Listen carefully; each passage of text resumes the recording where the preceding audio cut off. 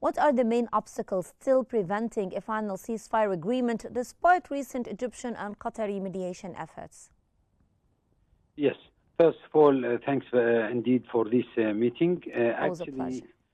When we are talking about the negotiation in Qatar, I think what happened in Syria today is covering about the casualties of the Israeli army in Gaza, so that all the indications indicate that the negotiation is close to be agreement about between two sides, the resistance and between the Israeli side also, so that I can say maybe we are in the last steps for the agreement between the two sides, not only because the Israeli want that, but also because the casualties of the Israeli is a start to catch for the what is called in the military critical point. I mean, it start to be at the 35%, the casualties of the divisions.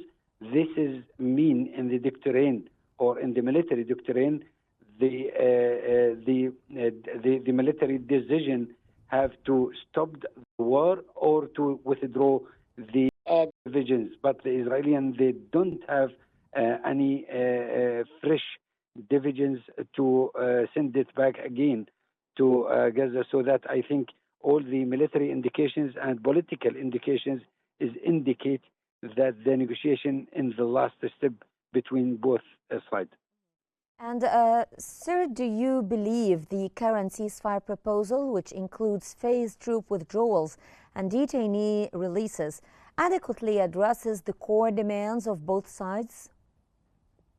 Yes, I think the resistance in Gaza can fight more and more against the Israelis.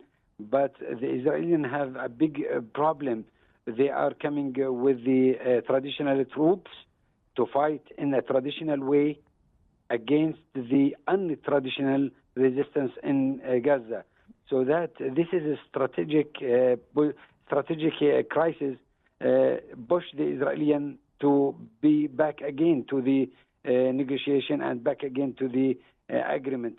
What is support this point is the military and generals, Israeli military and generals, is support the politicians to go to this agreement.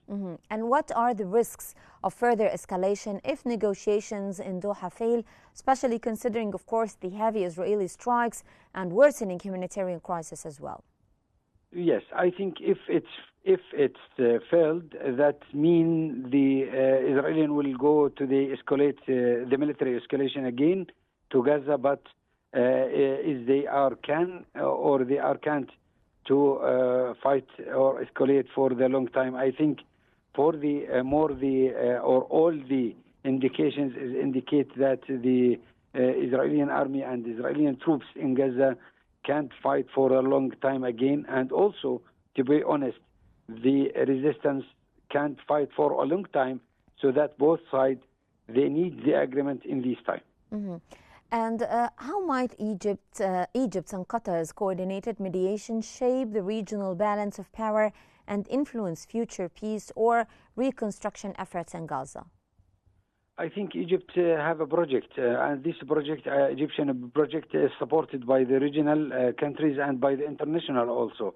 The Egyptian project has support the humanitarian, support the civilian in Gaza, and they are refused any escalation from the Israeli side. So that I said the suitable solution in Gaza, that all or both sides in Gaza is stuck with the Egyptian projection, and also in Qatar is support this political negotiation, so that I can say that there is a regional support for the agreement and there is international support for the agreement, but there is a difference between the international support, which is coming by the Witkoff,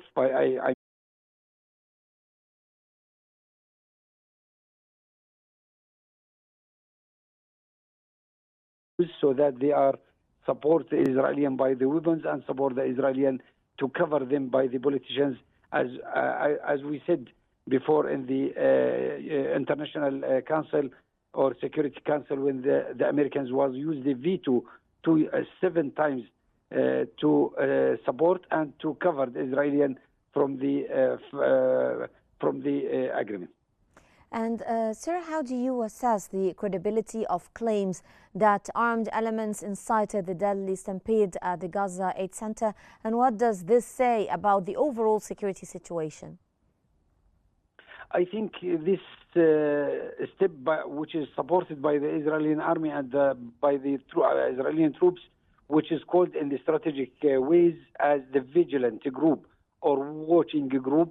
It's used before in many countries. For example, it's used in Iraq, for example, which is, but in the history, this kind of groups or the armed groups which is supported by the enemies is not succeeded anyway.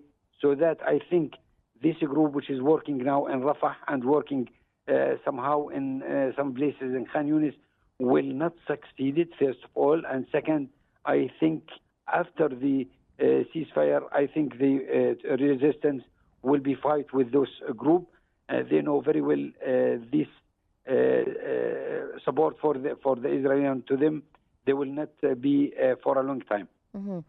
Dr. Nidal, what are the potential humanitarian and legal implications of Israel's proposed humanitarian city in Gaza, and why are so many people, displaced Palestinians, rejecting it?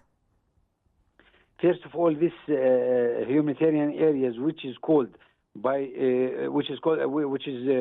talking about it by the Israeli, it's very hard to be because as the Israeli general said, it need a long time first, and second, it need 15 million shekel. So that I think there is many circumstances will not support this humanitarian area. Second thing, Egypt is not support and refuse. I will not talking not support, but Egypt is refuse this humanitarian areas because it's not support the Gaza people, and also it is maybe make a humanitarian crisis, not solve the humanitarian issues in Gaza.